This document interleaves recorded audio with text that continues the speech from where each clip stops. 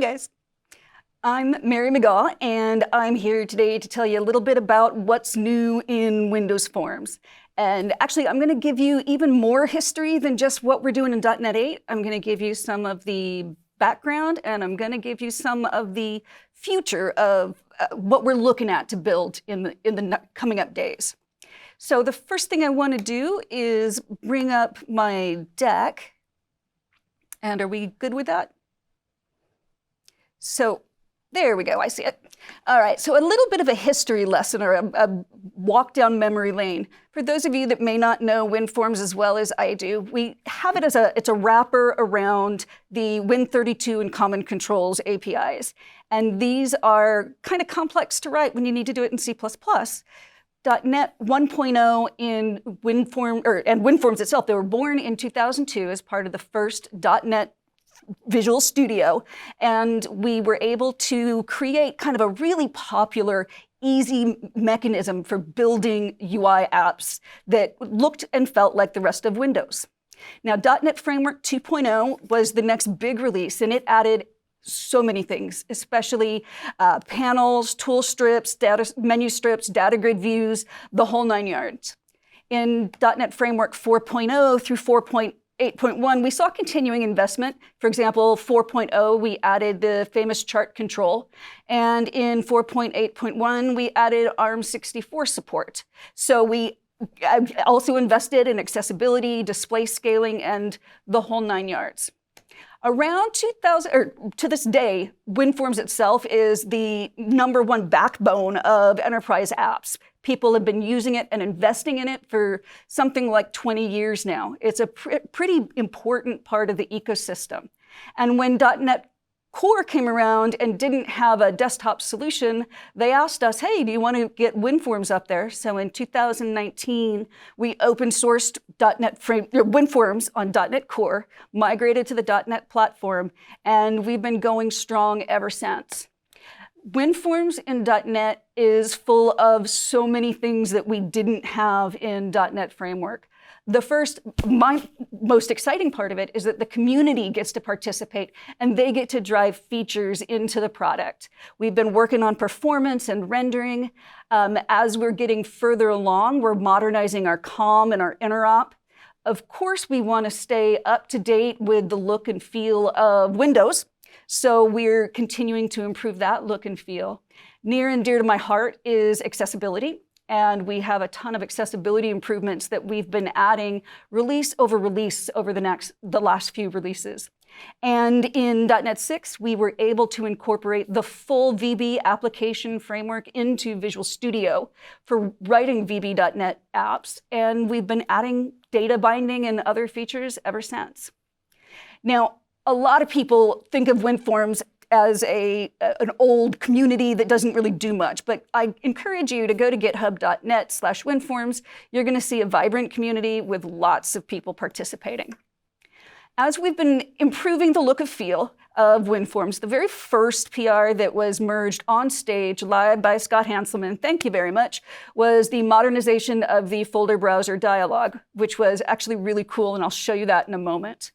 We've also changed the default font in .NET. We're making it look more, well, we're making it the system font of whatever version of Windows you're on. This could make some layout challenges in the pixel for pixel kind of ports that people want to do. So I'll show you a way around that. We just added in .NET 7 the ability to have previews when you're dragging and dropping documents and content across your screen. We've also been improving layout support and like rounded corners, snap layouts, all that modern Windows 9, Windows 11 sort of look and feel. Recently, the system.drawing API set, that was brought into the WinForms repo because it is a managed wrapper around Windows APIs like GDI, GDI+, and that sorts of thing.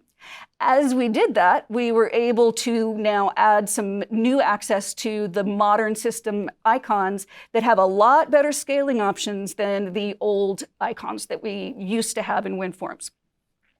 So the first thing I want to do is take you on a whirlwind tour of some of the stuff that we've been most excited about adding in .NET. So let me switch over to Visual Studio here. And the first thing I wanted to show you is my Visual Studio installation. I've got a tool strip up here. Notice I have it kind of large because that's one of the benefits of the new stock icons I'm going to show you. And I got a couple of controls. I know in demo land, especially when you're doing a live demo, whatever can go wrong will go wrong. So I'm keeping this as simple as possible. The first thing to show you then is instead of setting bitmap images here, I am going to, when the form loads, I'm going to go ahead and bring in the system icon codes, the stock icons that we added. And you can take a look at it right here. Whoops, Control 1. Anyway, you can take a look at it right there where we've got the get stock icons. And in this case, I did a folder and a media blank CD because I want to show the folder browser dialog. And I figured we'd have 2 would be better than none, than just 1. So as we build the application, it loads. Always takes a little bit on that first time. And you can see the improved system drawing icons that are better. You can also see the new text that we have in, the new font size that we've got, that we added. So how about this? How about, I'm going to go back to my design here. I'm going to go to the second button, and I'm going to show you that first ever community PR. And it really is exactly the same code that you would have done in .NET Framework, .NET Core 3.0, 3.1. But instead of having just a single square Windows XP style of dialogue, now what you get is, and I put it into the wrong button, but here's the folder browser dialog, and I'm able to go anywhere on the PC, save the folder. But this is the Windows 11 look and feel of the folder browser dialog. Now, if I've got a port that I'm wanting to do from .NET Framework 4.8 or 4.8.1 to .NET Core, we're going to notice that font is very different, and it will make layout problems in your application.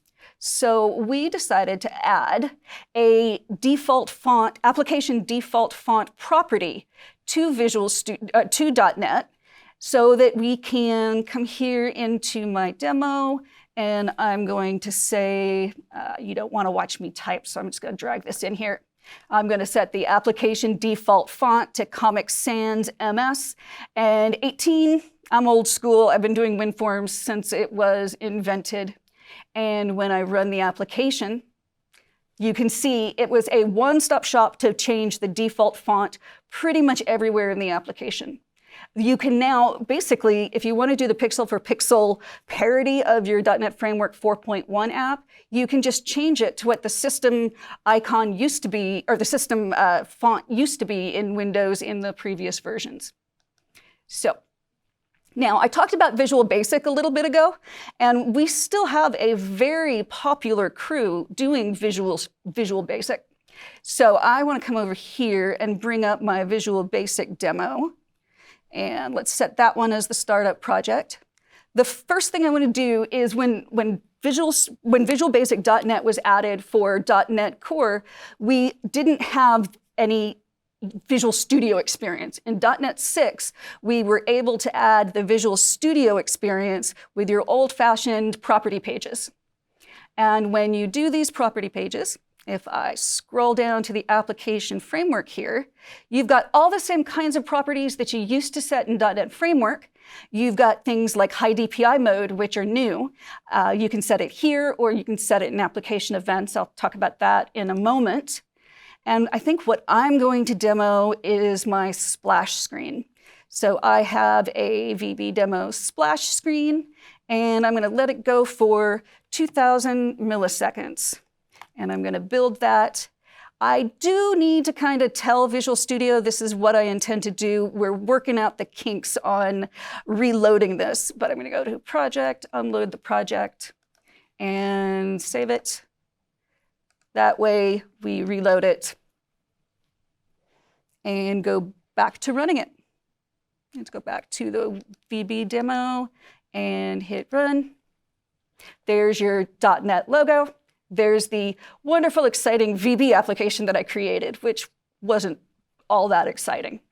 So next up, if you want to do the same font situation that you had in the C# side, there are a couple of ways that you can do that. We haven't wired that up into the property pages just yet. We're working on it. That's part of the plans in upcoming releases. But what we can do is go into the application events, and Visual Basic users are pretty familiar with this. What I will do is go to application events, and I want to point out right up here at the top the new apply application defaults. This is where we're able to apply whatever defaults we want. In addition to doing it in the property pages, now we also have the apply application defaults. In this case, I am going to do the default font. And whoops, that's not the one I wanted. I'm going to say e.font equals a new font. And there's a real reason why you didn't want me to be typing today. So font. And that's going to be, whoops, I have an extra parentheses there. So we'll make it Comic Sans MS. And we'll make it 18, just like we had in my app. And let me make sure that I have the right capitalization just in case it gets cranky. And so when I run the application, there's my splash screen again, and there's my Comic Sans MS default font. There's a little bit of a difference between the way the C# project system and the VB.NET project system work. And if I go back to my VB form, you're not actually going to see that default font.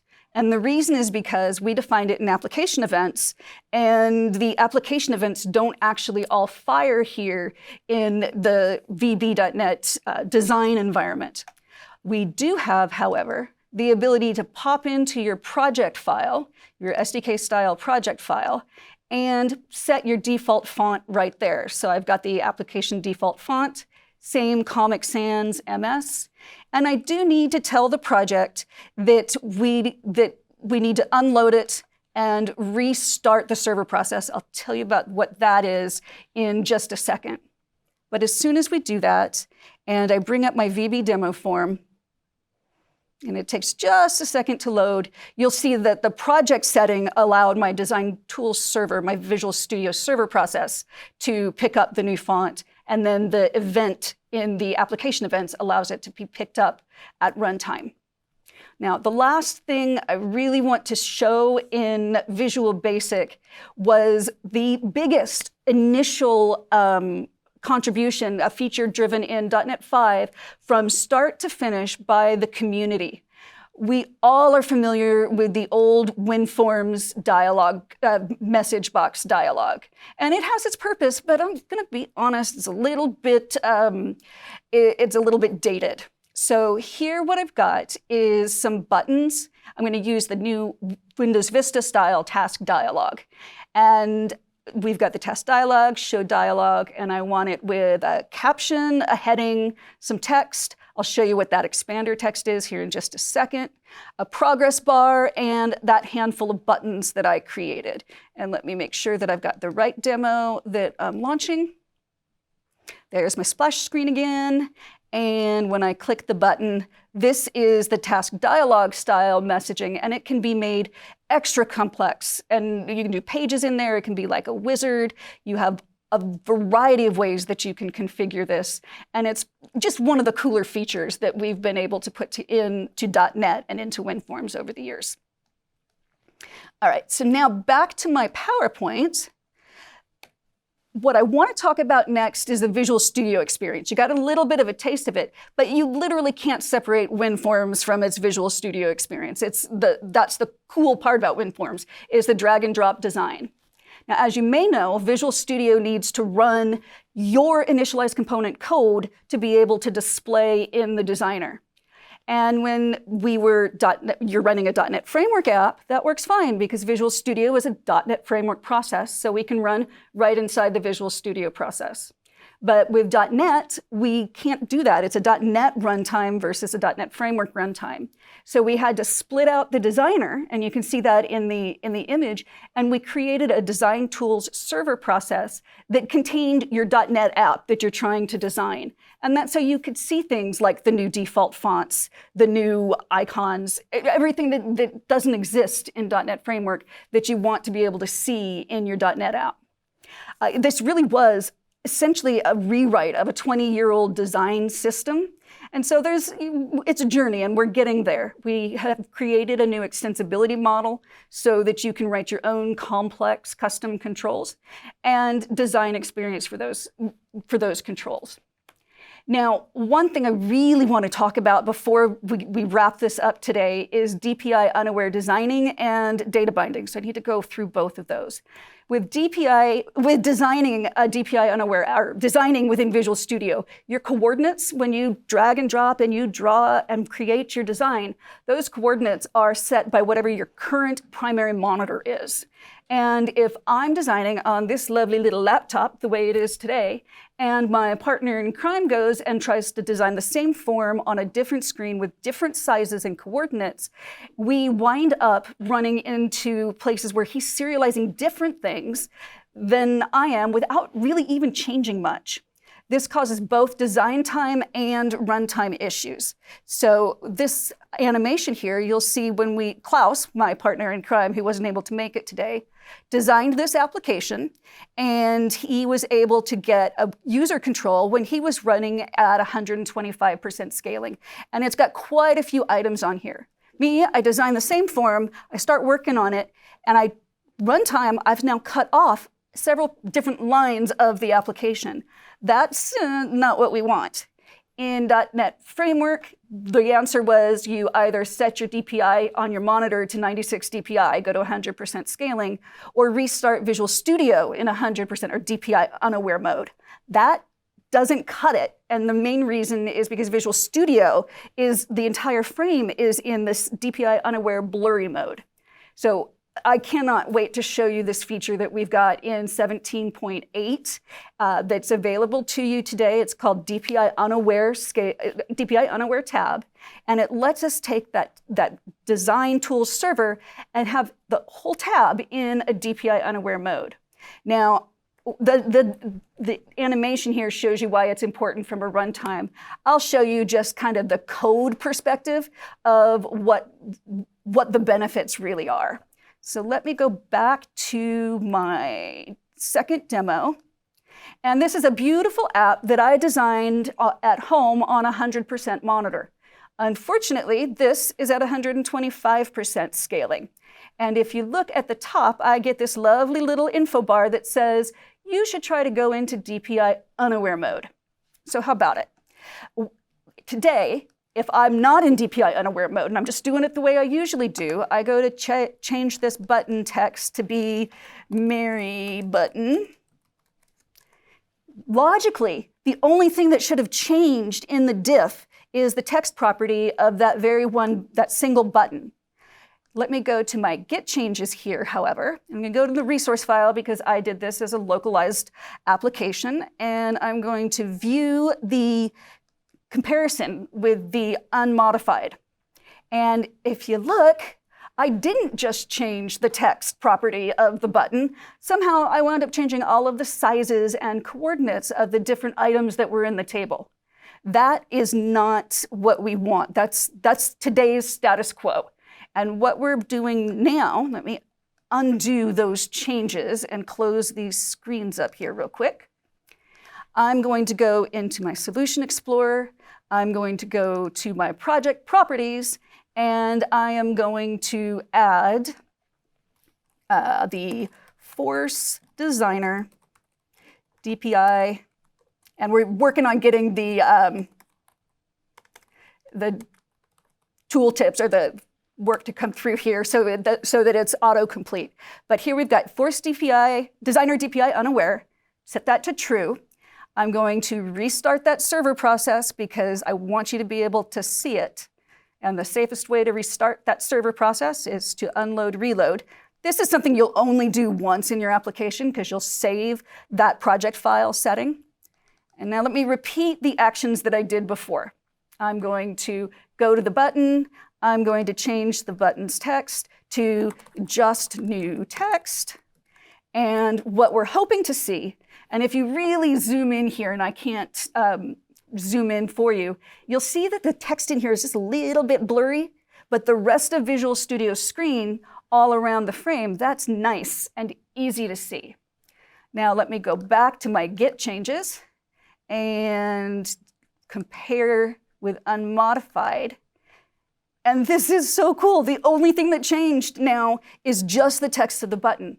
So what this allows you to do is everybody on your team can configure their machines however they want, and it's just this one tab of the designer experience that needs to be in a DPI unaware mode so that everybody's doing the same thing. This is brand new in .NET, or in 17.8.1. We can do it for any .NET app, but .NET 8's the best way to go for that. I can't tell you how excited I am about it. So now let me go back to the PowerPoint because I've got just a couple minutes here to talk about command binding in WinForms.NET. So this is new, really technically, in .NET 8. We had it as a preview feature in .NET 7 to see what worked, what didn't work.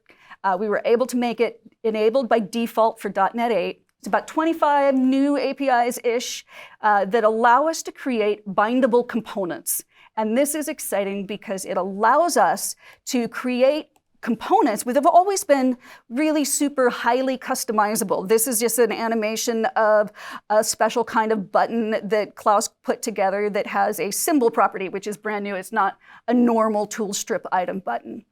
But we can also, if you have a view model like you might use in WPF, WinForm, or WPF, WinUI, .NET MAUI, wherever else you might be working with your data, you can now bind that to these components, and you can do it with the same UI that you might be used to doing in WinForms in general. The benefit is not just buttons and tool strips, or buttons and text boxes being bindable, but the components are bindable too. So now you've got your menu strip items and your tool strip items, and you can truly separate your business logic from your UI stack so that you're able to have the same business logic in your .NET MAUI app and an Android app, as well as your WinForms front end for the desktop scenarios. And more than that, you can also create bindings for commands, which is super exciting here. In .NET 9, and this is just a sneak peek, we're going to round it out so that you have a full end-to-end community MVVM toolkit support. Is we're going to add converters, WinForms style, in our UI, in the designer, so that you're able to do that end-to-end sharing of business logic and separating it from the UI layer. Now, I had a demo here for accessibility. I'm not going to have time to do it because I got so excited about the other stuff. But accessibility is something that we are very, very passionate about at Microsoft. We want to make sure that our apps are available for everyone. And WinForms was built on kind of an older stack for accessibility. Over the last several releases, we've moved to UIA for most of our work, and you can do whatever it is that you want. My goal is that WinForms is accessible by default.